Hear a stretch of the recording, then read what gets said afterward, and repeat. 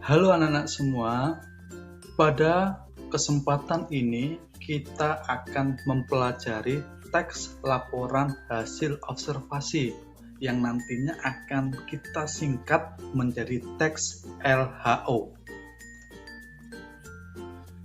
Ada dua bagian sebenarnya yang menjadi topik yang akan kita pelajari pada kesempatan kali ini, yaitu struktur dan kaidah kebahasaan dari teks LHO.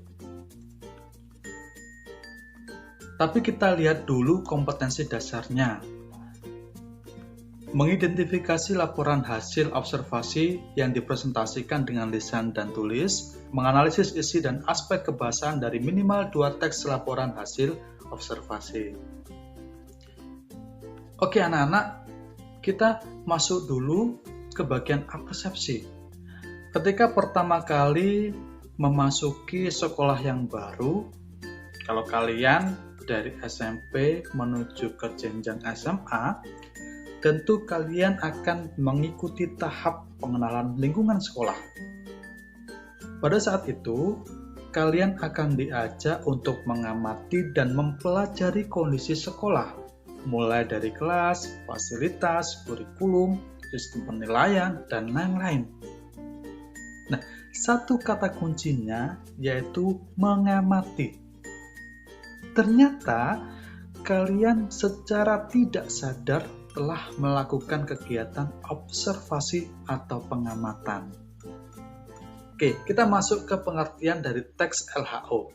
Teks LHO ini adalah suatu teks yang berfungsi untuk menjelaskan informasi tentang suatu objek yang telah diamati. Jadi, kalau observasi itu kegiatan pengamatan, maka teks LHO inilah yang menjadi teks untuk melaporkan kegiatan observasi kalian itu.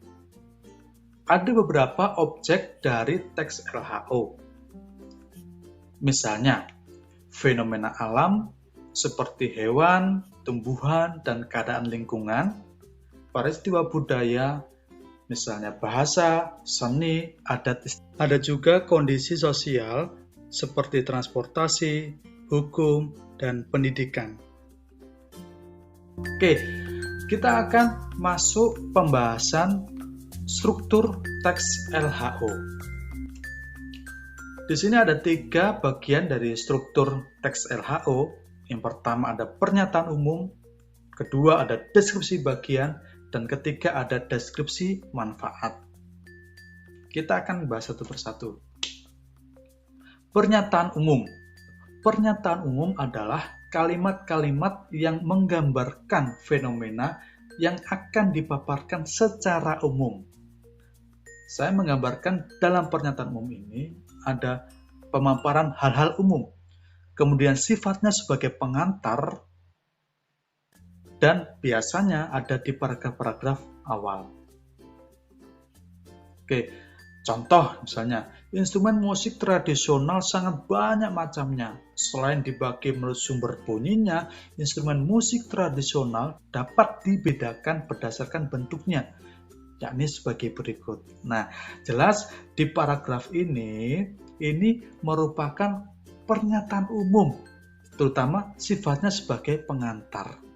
Pengantar kemana? Pengantar ke struktur berikutnya.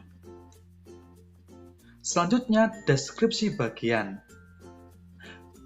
Deskripsi bagian ini berisi perincian ataupun pembagian dari objek yang digambarkan.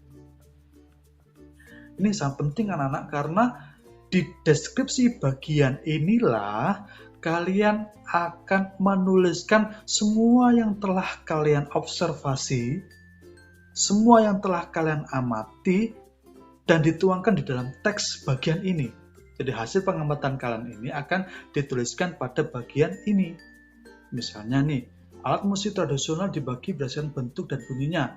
Berdasarkan bentuk, ada yang berbentuk tabung. Berdasarkan fungsinya, ada yang berfungsi sebagai melodis dan ritmis.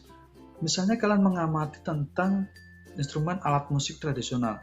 Kalian mengamati ada bentuknya tabung. Oh, ada fungsinya sebagai melodis dan ritmis.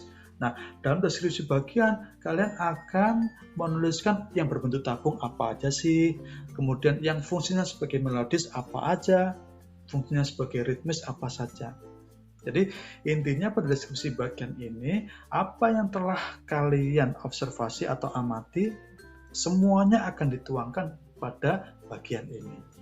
Kemudian ada deskripsi manfaat. Deskripsi manfaat ini berisi penjelasan tentang faedah, kegunaan, ataupun dampak dari suatu fenomena. Misalnya tadi kita membahas instrumen musik tradisional, fungsinya ternyata sebagai media hiburan dan media berekspresi. Jadi pada bagian ini itu berisi manfaat dari objek observasi yang telah kalian amati atau objek observasi yang telah kalian tulis. Kita akan lanjut ke kaidah. Ada 6 kaidah kebahasaan anak-anak. Yang pertama, kata benda atau peristiwa, kata kerja material, kopula, kata pengelompokan, kata keadaan, dan istilah teknis. Kita akan ulas satu persatu. Banyak menggunakan kata benda atau peristiwa sebagai objek. Tentu anak-anak, kalau kalian menuliskan teks LHO, tentu kalian akan menuliskan objek yang telah kalian amati. Objek itu bisa berupa kata benda ataupun peristiwa. Kalau kata benda misalnya, yang tadi itu, musik gamelan, itu kan kata benda. Ya, kalau misalnya peristiwa gempa bumi dan tsunami, itu kan sebuah peristiwa. Makanya di sini saya berikan contoh, ada musik tradisional, tarian, gempa bumi, gunung, sungai, dan lain-lain. Nah, di sebelah kiri anak-anak itu sebagai informasi lanjutan. Saya menambahkan di situ ada beberapa syarat dalam pembentukan kata benda. Misalnya verba plus an, makan plus an menjadi makanan, itu membentuk satu kata benda. Ya, verba itu kata kerja, adjektiva itu kata sifat atau keadaan, nomina itu adalah kata benda. Kalian bisa mempelajarinya sendiri. Bagian berikutnya itu menggunakan kata kerja material. Nah, anak-anak mungkin istilah ini baru kalian dengar. Biasanya kalian mendengar hanya ada kata kerja. Di sini kita akan mendapatkan ilmu baru, yaitu ada kata kerja material. Kenapa demikian? Karena di bab berikutnya kalian akan mempelajari juga kebalikan dari kata kerja material, yaitu kata kerja mental. Tapi itu nanti dulu. Yang saat ini kita pelajari adalah kata kerja material. Kata kerja material itu adalah kata kerja yang menunjukkan tindakan suatu benda, binatang, manusia, atau peristiwa dan dapat nyata terlihat. Selain pengertian itu, saya biasanya menambahkan bahwa di dalam kata kerja material ini membutuhkan aktivitas fisik, kalau itu hewan ataupun manusia. Contohnya, seekor harimau mengejar rusa yang berlari dengan cepat. Kemudian ia menerkam saat rusa itu sudah berada di dekatnya. Nah, kita lihat. Ada kata mengejar dan menerkam. Kata mengejar. Melalui kata tersebut, kita bisa seolah-olah melihat bahwa harimau yang mengejar. Di situ ada aktivitas yang nyata. Dan di situ juga ada aktivitas fisik, namanya hewan mengejar, pasti kan membutuhkan aktivitas fisik, yaitu kaki-kakinya. Nah, sehingga kata mengejar itu masuk kata kerja material karena ada aktivitas fisik dan juga tindakannya itu nyata, bisa kita lihat. Oke, selanjutnya. Banyak menggunakan kopula. Kopula, tentu ini merupakan istilah yang baru kalian dengar. Apa sih kopula itu? Kopula adalah kata-kata yang digunakan untuk menjelaskan pengertian atau konsep. Contoh katanya adalah, merupakan, yaitu, dan lain-lain. Mari kita lihat contoh kalimatnya. Wayang adalah seni pertunjukan yang telah ditetapkan sebagai warisan budaya asli Indonesia. Kata adalah di situ merupakan kata yang menandai bahwa di situ ada sebuah konsep atau pengertian. Bahwa wayang itu mempunyai suatu konsep atau pengertian. Selanjutnya anak-anak, banyak menggunakan kata yang menyatakan pengelompokan. Jelas ini anak-anak nanti akan banyak di bagian teks LHO, terutama di deskripsi bagian. Karena apa? Di dalam deskripsi bagian kan kalian akan melakukan pengelompokan terhadap objek yang telah kalian observasi. Nah, sehingga kaidah kebahasaan ini tentu ada di dalam teks LHO. Contohnya apa saja? Ada dipilah, dikelompokkan, terbagi atas, dibedakan, dan lain-lain. Kalau kita lihat di dalam paragrafnya, di sini dikatakan selain dibagi menurut sumber bunyinya, instrumen musik tradisional dapat dikelompokkan berdasarkan cara penggunaannya, yakni sebagai berikut. Jadi jelas di sini kata dikelompokkan itu merupakan kata pengelompokan.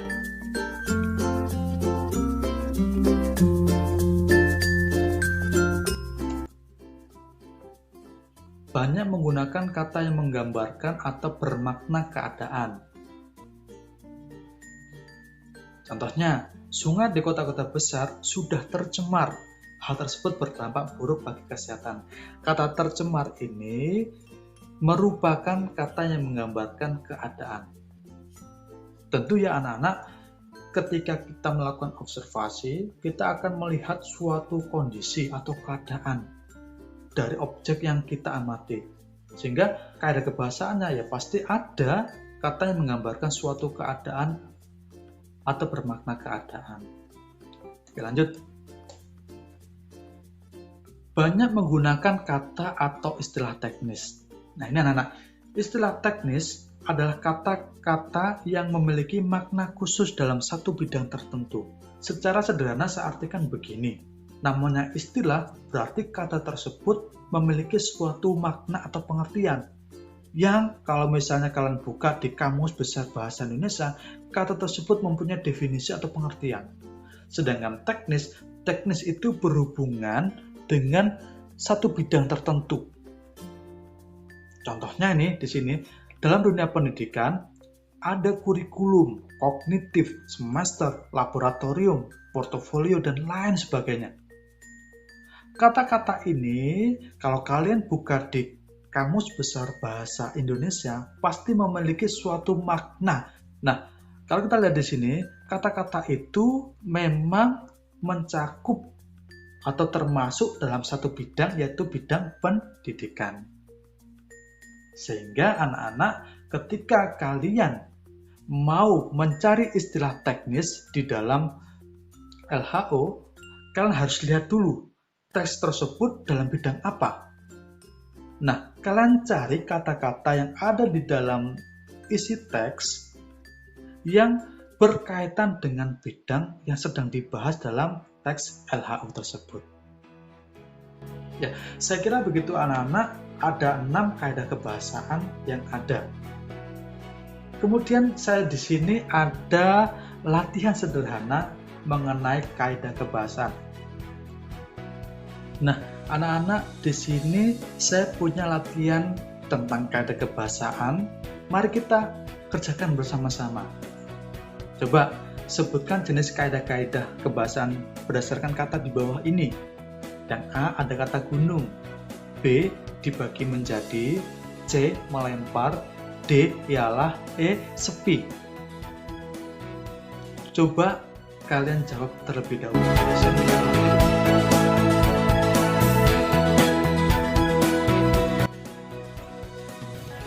Apakah jawaban kalian benar atau salah? Mari kita lihat jawaban berikut ini. Oke, yang A, gunung.